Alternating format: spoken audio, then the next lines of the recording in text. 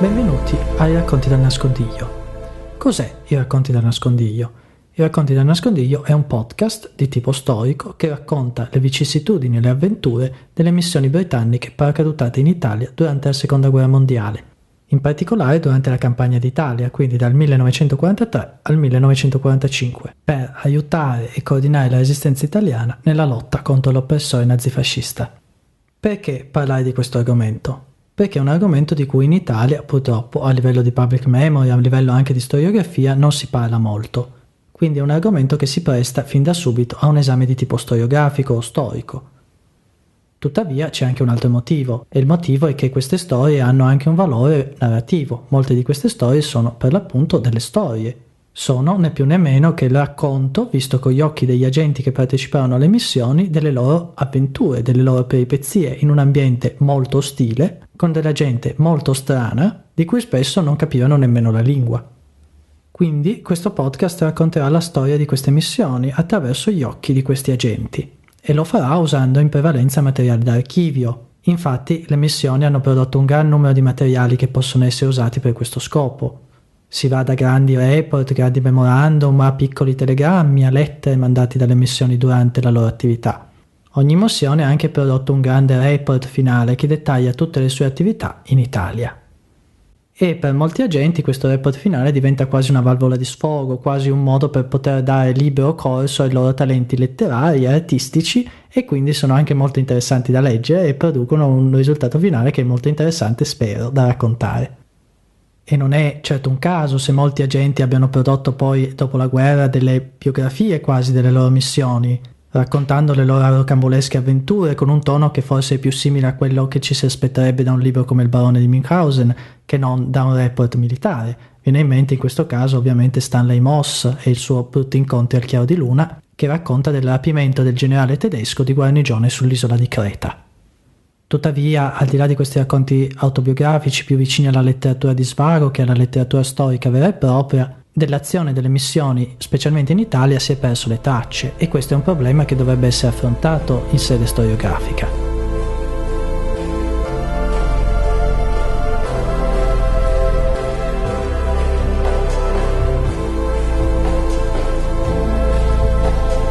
Ci sono poi delle considerazioni iniziali che vale la pena fare in questa puntata introduttiva per evitare di doversi poi ripetere ogni volta quando le varie questioni emergono nelle varie puntate. Dunque, per prima cosa, a chi facevano riferimento questi ufficiali? Questi ufficiali infatti non facevano riferimento all'esercito regolare, per così dire, anche se poi per motivi burocratici molti di loro erano effettivamente parte di questo o quell'altro corpo come l'artiglieria o i dragoni eccetera eccetera per motivi burocratici. Gli ufficiali, gli agenti di collegamento delle missioni di collegamento facevano riferimento all'SOE, lo Special Operation Executive, ovvero la branca dei servizi segreti britannici incaricata di sovversione e sabotaggio nell'Europa occupata dai nazifascisti. Questo è un servizio relativamente giovane che ha avuto una storia e soprattutto una nascita molto travagliata. Quindi, senza dilungarsi troppo, il servizio era nato dopo la caduta della Francia, quando il Regno Unito si era ritrovato da solo a combattere contro l'Asse. In questo contesto la Gran Bretagna era stata costretta a rivedere pesantemente i suoi piani di guerra, poiché questi si basavano sull'idea che la Seconda Guerra Mondiale, come la prima, si sarebbe combattuta largamente sul suolo francese, sarebbe stata una guerra piuttosto statica, mentre ora ci si trovava con la capitolazione della Francia a dover affrontare l'idea di una possibile invasione anche delle isole britanniche. Non avendo quindi il Regno Unito la capacità di sconfiggere l'Asse sul campo di battaglia, perlomeno a viso aperto, almeno in Europa, l'idea era quindi di creare nell'Europa occupata dall'Asse grandi eserciti segreti, eserciti di partigiani che avrebbero fiaccato le forze nemiche, e quindi sarebbe bastato un corpo di spedizione relativamente piccolo da parte della Gran Bretagna dopo un tot di anni per infliggere il colpo di grazia all'Asse. Questo piano traeva le sue origini da esperienze di guerre precedenti. C'era stata l'esperienza di Lawrence d'Arabia durante la Prima Guerra Mondiale, ma anche ancora più antiche. C'era ancora infatti in ambienti britannici quasi il mito dei guerrieri spagnoli che avevano dato supporto al duca di Wellington, che con un corpo di spedizione per l'appunto relativamente piccolo era riuscito a scacciare i francesi di Bonaparte dalla Spagna proprio grazie alle perdite che gli erano state inflitte dai guerrieri spagnoli. Churchill quindi diede via libera al progetto dell'SOE col suo solito tono eclatante, dando incarico al servizio di dare fuoco all'Europa. Tuttavia il servizio non riuscì mai a fare quello che in teoria avrebbe dovuto fare. In primis perché mancavano fin da subito le risorse per fare una cosa del genere. E questo apre una lunghissima polemica tra l'SOE e la RAF, l'aviazione britannica, la quale non vedeva di buon occhio le missioni dell'SOE, che erano considerate pericolose e sostanzialmente inutili. Quindi non aveva tanto l'intenzione di regalare, tra virgolette, al servizio piloti e aerei. Poi ci si rese ben presto conto che i partigiani, per quanto agguerriti e ben organizzati, non potevano tenere testa all'esercito regolare e soprattutto all'esercito regolare tedesco. Infine poi il periodo di isolamento della Gran Bretagna terminò. Come noto, la Germania attaccò l'Unione Sovietica con l'operazione Barbarossa e il Giappone attaccò a Pearl Harbor gli Stati Uniti. Quindi il progetto dell'SOE di creare questi vasti eserciti clandestini di fatto fu superato dagli eventi e il servizio si ritrovò ad essere fortemente ridimensionato. E tuttavia questo ridimensionamento in effetti giocò a suo favore, poiché ora aveva un obiettivo ben specifico, non più questa vaga creazione di grandi eserciti, bensì il colpire il nemico in punti nevralgici strategici con azioni di sabotaggio e sovversione. Il fatto di avere obiettivi più specifici anche contribuì a rendere più coerente l'azione del servizio e contribuì anche a ottimizzare il modo in cui le risorse venivano utilizzate. Benché il servizio rimanesse affamato di risorse per tutta la durata della guerra, dal 1942-43 c'è una svolta e le risorse destinate a questo si incrementano notevolmente. E quindi, quando i partigiani italiani entrano nel contesto della guerra mondiale, nel 1943 per l'appunto, entrano in un momento in cui il servizio ha finalmente capito più o meno cosa deve fare, è meglio organizzato, ha molte più risorse, quindi entrano quasi, diciamo così, tra virgolette, al momento giusto nel corso degli eventi, per sfruttare al meglio il supporto che l'SOE gli può dare.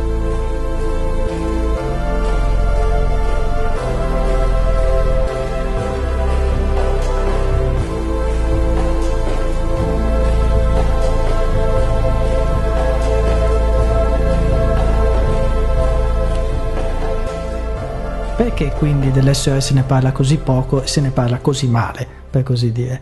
In primis c'è il problema della segretezza. L'SOE è infatti un servizio segreto, potremmo dire molto segreto, troppo segreto. I suoi vertici infatti sono ossessionati dal problema della segretezza, quasi fino alla paranoia. E benché ovviamente per un servizio segreto lavorare in segretezza sia la sua raison d'être, per uno storico ovviamente il problema è molto più grave e diventa quasi un'irritazione quando si ha a che fare con un servizio segreto composto da paranoici.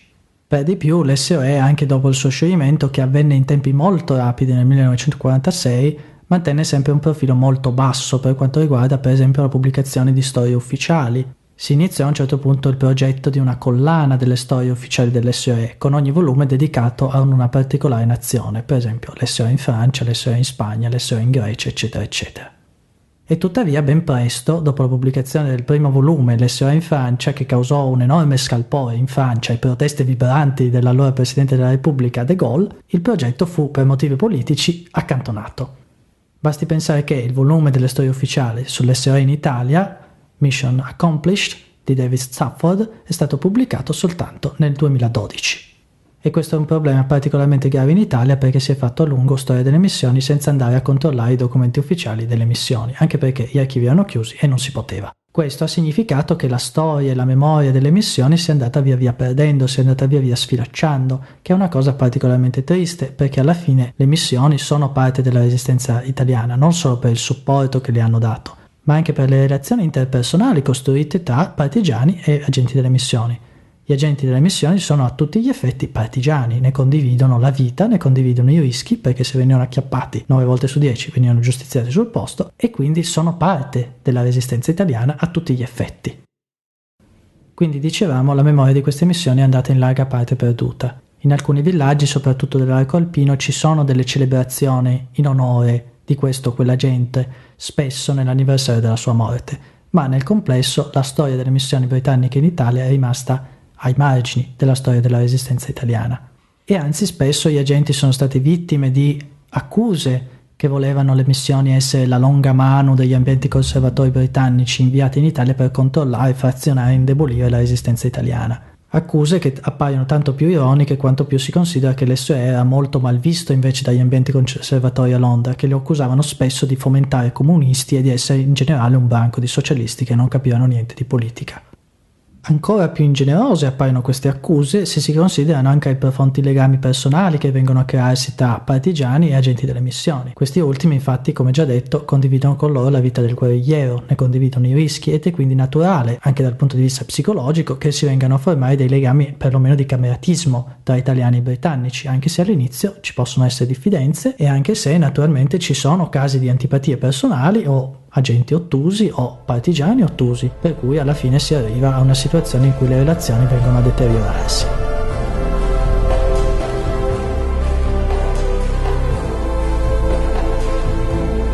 Quindi l'obiettivo di questo podcast è riportare alla luce queste storie, non solo per divulgare ma anche per intrattenere, si spera, perché queste storie, come già detto, hanno un loro valore narrativo in sé. Gli ufficiali dell'SOE sono tutte persone molto particolari, perché sicuramente un ufficiale di carriera in mezzo alle SOE non ci andava, e sono quindi persone che danno tutta la propria cifra stilistica al racconto della missione stessa. Tutte queste missioni, sia lunghe che brevi, sia che durino molti mesi, sia che durino poche settimane, ci dicono qualcosa su questi legami che si vengono a creare tra soggetti così diversi. Da un lato ci sono infatti i britannici, che provengono da questo grande impero globale, che provengono da questa democrazia molto vecchia.